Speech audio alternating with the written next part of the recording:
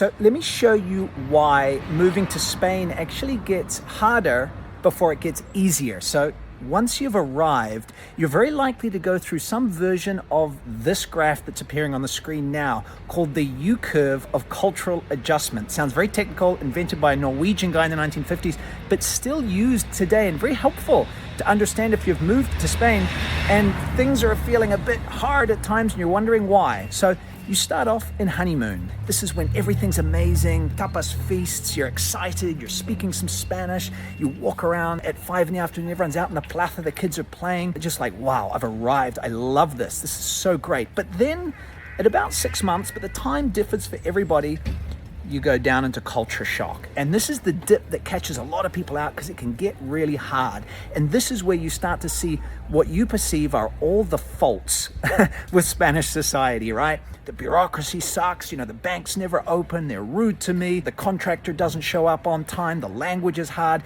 and you're really kind of frustrated by all of this stuff. Can get a bit kind of blamey about Spain and things like that. Now, it gets better. Then you move up into adjustment.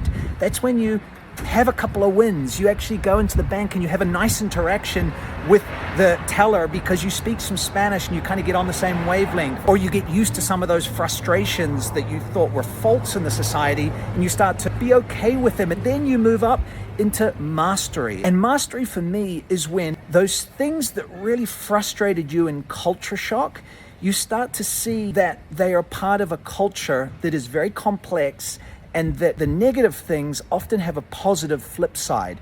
Yes, it's frustrating the bank closes at 2 p.m., but also this is a culture that values slowing down. And you may not be able to have one without the other. Okay, maybe that's a bad example, but you know what I mean. So mastery is where you start to feel kind of at home, maybe more at home than back home. You feel a part of it. You see the culture in the round. Your language is getting better bit by bit.